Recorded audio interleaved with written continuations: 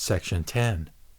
Moreover, Mahamati, if bodhisattvas wish to understand the realm of projection, in which what grasps and what is grasped are nothing but perceptions of their own minds, they should avoid social intercourse and sleep and cultivate the discipline of mindfulness during the 3 periods of the night. And they should avoid mistaken teachings and texts, as well as the characteristics of the Shravaka and Pratyeka Buddha paths, and become versed instead in the characteristics of the projections that are perceptions of their own minds. Section 11. Moreover, Mahamati, once bodhisattvas have firmly established themselves in the attributes of wisdom, they should devote themselves to the cultivation of 3 aspects of the highest Buddha knowledge. And to which 3 aspects of Buddha knowledge should they devote themselves? They are freedom from projections, the power of the vows made by all Buddhas, and the personal realization of the ultimate knowledge of Buddhas. Once their cultivation includes these, they will be able to abandon feeble-minded knowledge and reach the 8th stage of the Bodhisattva path. In the cultivation of these 3, Mahamati, freedom from projections comes from the practices of Shravakas, Pratyeka Buddhas, and followers of other paths. The power of vows, Mahamati, comes from the vows made by Buddhas of the past. And the personal realization of the ultimate knowledge of Buddhas, Mahamati, comes from remaining detached from all appearances, from obtaining the body that accompanies the samadhi of the illusory, and from entering that place where all Buddhas dwell. Mahamati, these are the 3 aspects of Buddha knowledge.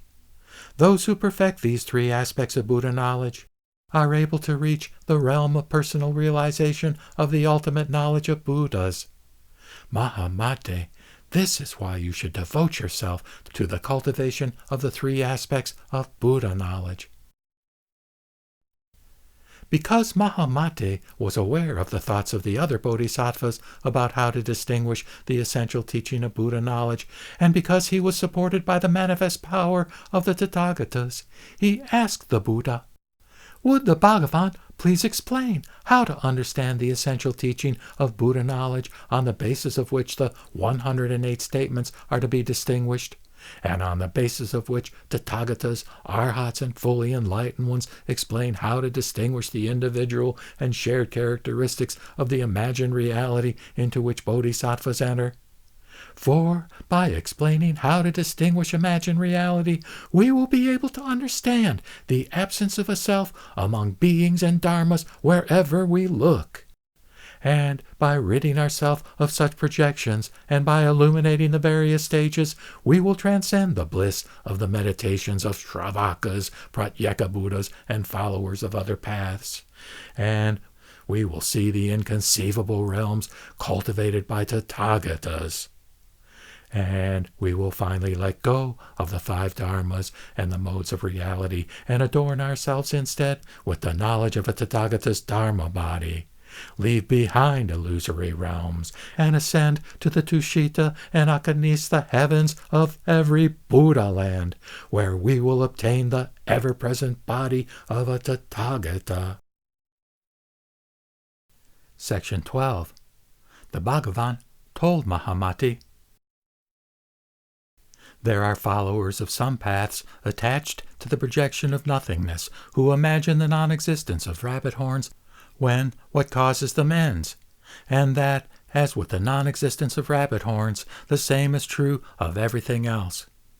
And there are followers of other paths, Mahamati, who distinguish each and everything in terms of elements, tendencies, particles, substances, or shapes, and having seen that there are no such things as rabbit horns, become attached to the conception that ox horns exist.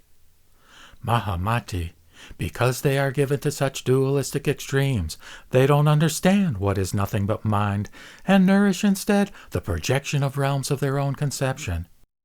But such things as their body, their possessions, and the world around them are nothing but the projections of sensation.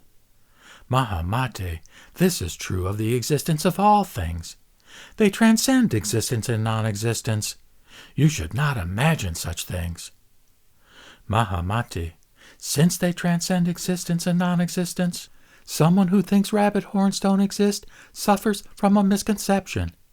They should not think that rabbit horns don't exist, because such a view would be relative. And if they were to analyze whatever does exist into the finest particles, they would not find anything there. Mahamate, because it would be outside the realm of Buddha knowledge, you should not imagine that ox horns exist. Mahamate then asked the Buddha, Bhagavan, if someone imagines something is not existing, is it because they see it as not arising that they subsequently reason, since their observation doesn't result in discrimination, it doesn't exist? The Buddha replied, Not so, Mahamate. It isn't because their observation doesn't result in its discrimination that they say something doesn't exist. And why not? It is because discriminations arise in dependence on something. They arise in dependence on horns. And because a discrimination arises in dependence on horns, they are said to be its cause. Hence, it is not because observation doesn't result in their discrimination that they say horns do not exist. Rather, it is because they are neither separate nor not separate. Mahamate, if the discrimination is separate from the horns, its occurrence is not dependent on the horns.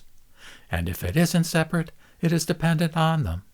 But no matter how minutely you analyze and examine them, you cannot find anything there. Also, because it isn't separate from the horns, it doesn't exist by itself. But if neither exists by itself, on what basis do we say it doesn't exist? Mahamate, if it doesn't exist, then the horns don't exist. But you should not think that rabbits do not have horns on the basis of observation.